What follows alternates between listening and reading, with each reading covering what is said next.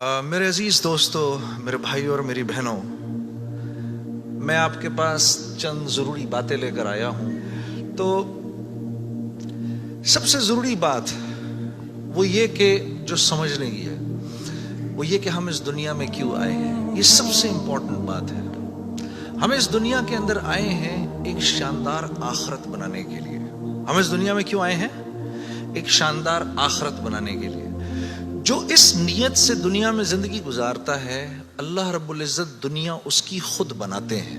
انسان اپنی محنت سے اپنی دنیا نہیں بنا سکتا۔ انسان اپنی محنت سے اپنی دنیا نہیں بنا سکتا۔ وہ اپنے آپ کو نہیں بنا سکتا تو باقی دنیا کیا بنائے گا؟ ٹھیک ہے، میں چاہوں کہ میری جوانی کبھی بڑھاپے کی طرف نہ جائے، یہ ہو نہیں سکتا۔ میرا اپنے اوپر تو زور چلتا نہیں ہے۔ نہ میں اپنی مرضی سے آیا، نہ اپنی مرضی سے رہ رہا ہوں، اور نہ اپنی مرضی سے دنیا سے جاؤں گا۔ یہ کیسی دنیا ہے کہ اس کی کوئی بھی چیز میرے قابو میں نہیں ہے۔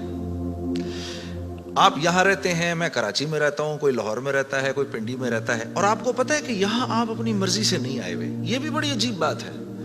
قرآن میں اللہ فرماتے ہیں 5 چیزیں ایسی ہیں جس کے بارے میں کوئی نہیں جانتا۔ جو اس کے بارے میں جو بات کر رہا ہے سب غلط کر رہا ہے۔ 5 چیزیں کون سی ہیں؟ سب سے پہلے ان اللہ عنده علم الساعہ، اللہ کہتے ہیں سوائے اللہ کے کوئی نہیں جانتا قیامت کب آئے گی۔ وَيُنَزِّلُ الْغَيْثَ، بارش نے کب، کہاں اور کتنا برسنا ہے کوئی نہیں جانتا۔ رزق کس کے پاس کتنا پہنچے گا اللہ فرماتے ہیں کوئی نہیں جانتا، صرف میں جانتا ہوں۔ وَيَعْلَمُ مَا فِي الْأَرْحَامِ، ماں کے رحم میں یہ تو معلوم کر لیتے ہیں کہ بیٹا ہے یا بیٹی ہے، لیکن اللہ فرما رہے ہیں یہ نہیں معلوم کر سکتے کتنا جیے گا، کتنا کہاں رہے گا، کیا کھائے گا، کیا پیے گا، نیک ہوگا، بد ہوگا، فرما بردار ہوگا، نافرمان ہوگا۔ اللہ فرماتے کوئی نہیں جانتا۔ پھر اللہ فرما رہے ہیں وما تدری نفس ماذا تکسب غدا، کوئی نفس یہ نہیں جانتا، انسانوں کو چھوڑو، کیڑے مکوڑے بھی یہ نہیں جانتے کہ کل ان کو ان کا رزق کہاں سے ملے گا۔ مجھے نہیں پتا تھا کہ آج میں کھانا یہاں بیٹھ کے کھاؤں گا، کوئی آئیڈیا نہیں۔ اللہ کہتے ہیں کوئی نہیں جانتا۔ پھر اللہ کہہ رہے ہیں 5ویں چیز وما تدری نفس بأی ارض تموت، کسی نفس کو نہیں پتا کہ اس کو موت کب آئے گی اور کہاں آئے گی۔ سلیمان علیہ السلام کے دور میں ملک الموت سے سلیمان علیہ السلام کی بڑی دوستی تھی، تو ملک الموت حضرت اسرائیل علیہ السلام یہ سلیمان علیہ السلام کے دربار میں اکثر آیا کرتے تھے۔ تو ایک دن دربار میں آئے تو ایک آدمی کو بار بار دیکھ رہے، وہ گھبرا گیا۔ کسی کو ملک الموت دیکھے اس کی ویسی جان نکل جائے گی کہ یہ مجھے، اور وہ بھی بار بار دیکھے تو ویسے ہی ہوش اڑ جائیں گے۔ تو اس نے سلیمان علیہ السلام سے کہا کہ جی ملک الموت مجھے بار بار دیکھ رہے ہیں، آپ ایسا کریں مجھے تو ہندوستان پہنچا دیں۔ تو انہوں نے ایک جن سے کہا اس کو ہندوستان پہنچا دو، تو ہندوستان پہنچا دیا ان کو۔ تو بعد میں سلیمان علیہ السلام نے ملک الموت سے پوچھا کہ تم اس آدمی کو بار بار کیوں دیکھ رہے تھے؟ کہتے میں حیران ہو رہا تھا کہ اللہ نے مجھے کہا کہ اس کی جان ہندوستان میں نکالو، یہ یہاں کھڑا کیا کر رہا ہے؟ وما تدری نفس بأی ارض تموت، کسی نفس کو نہیں پتا اس کو اس کی موت کل کہاں آئے گی۔ یہ 5 چیزیں کوئی نہیں جانتا۔ اب ان 5 چیزوں کا براہ راست ہماری زندگی سے تعلق ہے۔ تو پھر یہ کیسی زندگی ہے، یہ کیسی دنیا ہے جس کے بارے میں کچھ بھی نہیں جانتا۔ تو اللہ رب العزت نے دنیا کا بننا بگڑنا یہ انسان کے ہاتھ میں نہیں رکھا، یہ انسان کے ہاتھ میں نہیں رکھا۔ اور اختیار کتنا دیا؟ ہم کہتے ہیں نا بھائی انسان کو اختیار ہے، بھائی اختیار کتنا دیا؟ اختیار اتنا دیا، کسی نے حضرت علی کرم اللہ وجہ سے پوچھا کہ حضرت یہ میرے پاس دنیا میں کتنا اختیار ہے؟ کہا ایک ٹانگ اٹھاؤ اپنی، تو اس نے اپنی ایک ٹانگ اٹھا لی۔ کہا جی دوسری اٹھاؤ، کہا جی وہ نہیں اٹھا سکتا۔ کہا بس اتنا اختیار ہے تیرے پاس، انسان کے پاس اتنا اختیار ہے۔ اور جو اختیار ہے وہ کیا ہے یہ جاننا بڑا ضروری ہے۔ انسان کے پاس کیا اختیار ہے؟ اللہ نے انسان وہ واحد مخلوق ہے پوری کائنات میں جو اپنی جان کے استعمال کو بھی جانتی ہے اور چیزوں کے استعمال کو بھی جانتی ہے۔ انسان کے علاوہ اور کسی مخلوق کو یہ نہیں پتا کہ میں نے اپنی جان کو کیسے استعمال کرنا ہے اور چیزوں کو کیسے استعمال کرنا ہے۔ گھوڑے کو نہیں پتا کہ میں نے اپنے آپ کو کس کام میں لگانا ہے اور میں نے بکری کا کیا استعمال کرنا ہے۔ بکری کو نہیں پتا کہ میں کس کام کے لیے دنیا میں آئی ہوں، اس کو کوئی آئیڈیا نہیں ہے کہ بلی کا میں نے کیا استعمال کرنا ہے۔ بلی کو نہیں پتا میں کیوں آئی ہوں، اور بلی کو یہ بھی نہیں پتا کہ میں نے کتے کے ساتھ کیا کرنا ہے۔ ٹھیک ہے، انسان وہ واحد مخلوق ہے جس کو اللہ نے یہ شعور دیا، فَأَلْهَمَهَا فجورہا وتقواہا. میرے دوستو، یہ وہ آیت ہے جس کو اللہ نے 7 قسمیں کھانے کے بعد بیان کیا. 7 قسمیں کھائیں اس آیت کو بیان کرنے سے پہلے. جیسے میں کہوں میری بہن اللہ کی قسم، رسول کی قسم، قرآن کی قسم، تیرے باپ کی قسم، تیری ماں کی قسم، 6 قسمیں تو یہ کھائیں. پھر آخر میں فرمایا وَنَفْسٍ وَمَا سَوَّاهَا.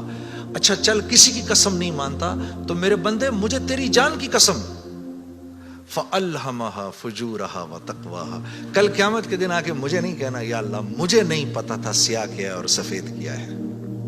مجھے نہیں کہنا کل یہ قیامت کے دن، کیونکہ فَأَلْهَمَهَا الہام کیا ہے، میں نے تجھے الہام کیا ہے. اچھائی اور برائی کا فرق میں نے تیرے اندر ڈالا ہے اور یہ ڈال کے تجھے دنیا میں بھیج دیا ہے. جیسے کوئی بھی معاشرہ ہو اس میں سچ اچھا سمجھا جاتا ہے، جھوٹ برا سمجھا جاتا ہے، چاہے وہ مسلمانوں کا معاشرہ ہو چاہے غیر مسلموں کا ہو. بے ایمانی ہر معاشرے میں بری سمجھی جاتی ہے، ایمانداری ہر معاشرے میں پسند کی جاتی ہے. راست بازی، سچائی، بینگ اپ رائٹ، یہ ہر معاشرے میں پسند کیا جاتا ہے. اور ظلم ہر معاشرے میں برا سمجھا جاتا ہے، جسٹس ہر معاشرے میں اچھا سمجھا جاتا ہے، قتل ہر معاشرے میں برا سمجھا جاتا ہے. تو اللہ پاک فرما رہے یہ چیزیں دے کے میں نے تمہیں دنیا میں بھیجا ہے، میں نے تمہیں تمہاری جان کا استعمال بتا دیا، چیزوں کا استعمال بھی سکھا دیا. تو یا اللہ میں نے جان کا کیا استعمال کرنا ہے، میں نے جان کا کیا استعمال کرنا ہے. ہاں تو اللہ پاک فرما رہے قد افلح من زکاہا. تو نے اپنی جان کا تزکیہ کرنا ہے تو تو کامیاب ہو جائے گا. وَقَدْ خَابَ مَنْ دَسَّاهَا. اور اگر اپنے نفس کو تو نے کھلا چھوڑ دیا تو برباد ہو جائے گا. اب ان 2 باتوں پر علماء نے تفسیروں کی تفسیریں لکھ دی ہیں. اب نفس کا تزکیہ کیا ہے؟ نفس کو ہر اس چیز سے روکنا جس کو اللہ نے منع کیا ہے، یہ نفس کا تزکیہ ہے. سامنے نامحرم عورت ہے، اب نہیں دیکھ سکتے اس کو. ہاں وہ سامنے سے آئی، نظریں جھکا لی. اب نظریں جھکا لی، اسی لمحے پچھلے سارے گناہ معاف ہو جاتے ہیں. اور اللہ ایمان کی وہ حلاوت دیتے ہیں جو آپ نماز میں محسوس کریں گے. پھر آپ نہیں کہیں گے کہ جی میں نماز پڑھتا ہوں میرا تو دھیان ادھر نکل جاتا ہے. پھر آپ نہیں کہیں گے. کان کو ہر وہ چیز سننے سے روکنا جس کو اللہ نے منع کیا، ہر اس چیز کو سننا جس کا حکم دیا. ہاتھ کو ہر اس جگہ استعمال کرنا جس کا حکم، ہر اس چیز سے روکنا جس سے منع کیا. تو نفس کا تزکیہ اللہ فرما رہے ہیں جب تم دیکھ دیکھ کر میری رعایت رکھ کے زندگی گزارو گے تو تم اس دنیا میں کامیاب ہو جاؤ گے. اور تمہیں کامیاب کون کرے گا؟ ہم کریں گے. تم خود کامیاب نہیں ہو سکتے. تو ہاں یہ موت کے بعد ہوگا. فرشتے اعلان کریں گے وَلَكُمْ فِيهَا مَا تَشْتَهِي أَنفُسُكُمْ. اب کیونکہ تم نے دنیا میں تو ویسے کر لیا جیسے اللہ نے چاہا، ٹھیک ہے، اللہ کی رضا پر راضی رہے. تو اب وَلَكُمْ فِيهَا مَا تَشْتَهِي، اب جو کچھ تم چاہ رہے ہو انفسکم وہ پورا ہوگا. کیوں؟ نزلا من غفور الرحیم، کیونکہ تم اب غفور الرحیم کے مہمان بننے والے ہو. تو اب جو چاہو گے پورا ہوگا. اب کہہ لو مجھے اتنے بڑے بڑے گھر چاہیے، مجھے اتنی اتنی بیویاں چاہیے، اتنی اتنی حوریں چاہیے. دنیا کی عورتیں کہہ دیں کہ مجھے اس کی شکل دوبارہ نہیں دیکھنی. ہاں جی میں آ رہا تھا نا ادھر، تو اب میرے سفر میری بیوی تنگ آ گئی تھی.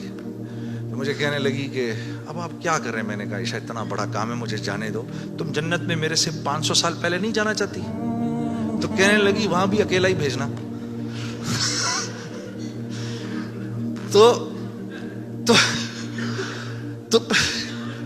پھر مزے ہی مزے ہیں. پھر جو آپ چاہیں گے وہ ہوگا. یہاں پابند کرنا ہے اپنے آپ کو اس دنیا میں، اور پابند کرنا اپنے آپ کو یہ سب سے مشکل کام ہے.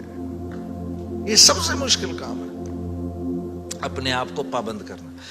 آدمی کو اپنے آپ کو پابند کرنا پڑتا ہے. دنیا میں جس چیز کو حاصل کر رہے ہیں اس کے لیے اپنے آپ کو پابند کرنا ضروری ہے.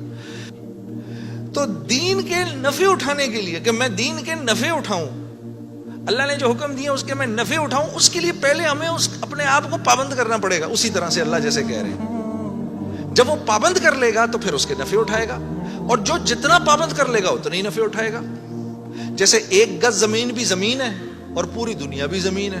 جس کے پاس ایک گز زمین ہے وہ ایک گز زمین جتنے فائدے اٹھائے گا, جس کے پاس پوری دنیا ہے وہ پوری دنیا کے فائدے اٹھائے گا. تو جس کی زندگی میں جتنا دین ہے اس نے دنیا میں نفع اٹھانے ہیں, جس کی زندگی میں جتنا کم دین ہے پھر کیا ہے, مصائب اس کو گھیر لیتے ہیں, مصائب اس کو گھیر لیتے ہیں, حالات اس کو گھیر لیتے ہیں. کراچی سے, لاہور سے, فیصل آباد سے گلاسگو آ جانے سے حالات ٹھیک نہیں ہو جائیں گے. یہ کہیں اللہ کا وعدہ نہیں ہے کہ جگہ تبدیل کرے گا تو تیرے مزے ہو جائیں گے. نہیں, زندگی بدلے گا تو تیری زندگی بدلے گی. چاہے تو غربت میں ہے, چاہے تو امارت کے اندر ہے, چاہے تو وزیر ہے, چاہے تو محکوم ہے, چاہے تو دکاندار ہے, چاہے تو کارخانے دار ہے, اگر میری مرضی کے مطابق چل رہا ہے تو دنیا کی زندگی تیری ایسی بناؤں گا, دنیا کی زندگی کو تیرے لیے جنت کا نمونہ بناؤں گا. اگر میری مرضی کے خلاف تو چلے گا تو تیرے لیے تمام حالات اور تمام کامیابی کے نقشے ہونے کے باوجود تجھے مشکل میں ڈالوں گا. اور میرے عزیز دوستو, یہ ازل سے لے کر آج تک ہو رہا ہے اور آج سے لے کر ابد تک یہی ہوگا. اب آپ لوگ یہاں کیوں آئے؟ کبھی آپ نے سوچا بھئی آپ گلاسگو کیوں آئے؟ آپ گلاسگو کیوں آئے؟ آپ آئے نہیں ہیں. اخرجت للناس, ہم نے لوگوں کے نفع کے لیے تمہیں نکالا ہے, ساری انسانیت. اخرجت للمسلمین, نہیں, مسلمانوں کے نفع کے لیے آپ نہیں آئے یہاں پر. اخرجت للناس, ساری انسانیت کے نفعوں کے لیے میں نے تمہیں تمہارے گھروں سے نکال دیا ہے.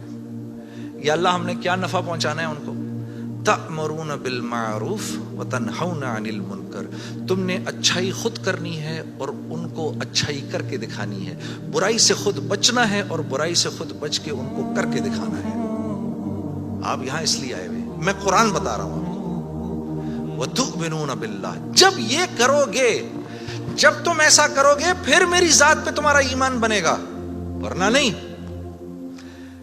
تب تم میرے حکموں پر چلو گے. ایمان نہیں بنے گا تو حکموں پر نہیں چلا جاتا, پھر اللہ کے حکموں پر نہیں چل سکتا آدمی. ایمان بنائے بغیر اللہ کو, اللہ تو جانے گا لیکن اللہ کی ذات کے تاثر سے دل خالی رہے گا.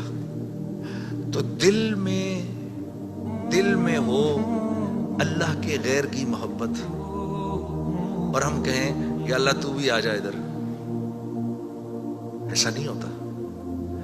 ایک حیادار عورت ہوتی ہے نا, حیادار عورت, وہ پہلے اپنے شوہر کے دل میں اپنی محبت دیکھتی ہے. وہ پہلے اپنے شوہر کے دل میں اپنی محبت دیکھتی ہے دور سے رہ کر.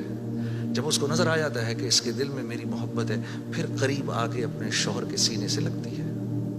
لیکن ایک بے باک عورت تو یہ بھی نہیں دیکھتی کہ یہ شوہر ہے یا کون ہے, ڈائریکٹ چھلانگ مارتی ہے. تو اللہ رب العزت اور نیکی, مثال دے رہا ہوں میں, مثال کے طور پر ایک حیادار عورت کی طرح ہوتے ہیں.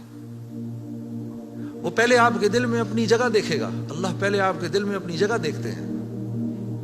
لیکن اگر اس کے اندر اللہ کے غیر کا تعفن ہے, اسی لیے تو پھر نماز میں دل نہیں لگتا.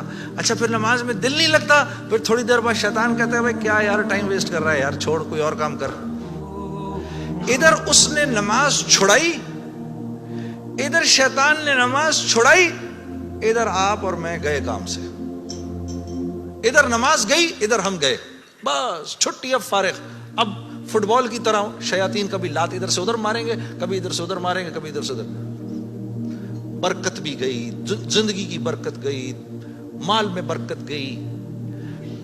جو فجر کی نماز جان بوجھ کے چھوڑتا ہے اس کے چہرے سے اللہ صلحہ کا نور نکال دیتے ہیں. جو ظہر کی نماز جان بوجھ کے چھوڑتا ہے اس کے رزق میں سے برکت ہٹا دی جاتی ہے. جو عصر کی نماز جان بوجھ کے چھوڑتا ہے اللہ اس کے جسم کی طاقت کو سلب کر لیتے ہیں. یہ بیمار رہتا ہے اندر سے, اس کو بیمار رکھتے ہیں. جو مغرب کی نماز جان بوجھ کے چھوڑے گا اس کو اس کی اولاد سے کبھی کوئی نفع نہیں ہوگا, اس کی اولاد ساری زندگی اس کی نافرمان رہے گی. جو عشاء کی نماز جان بوجھ کے چھوڑے گا اس کو کبھی راحت چین کی نیند نہیں آئے گی. تو اس کے علاوہ میں نے دنیا میں کرنا کیا ہے, اور یہی 5 چیزیں چاہیے مجھے دنیا کے اندر.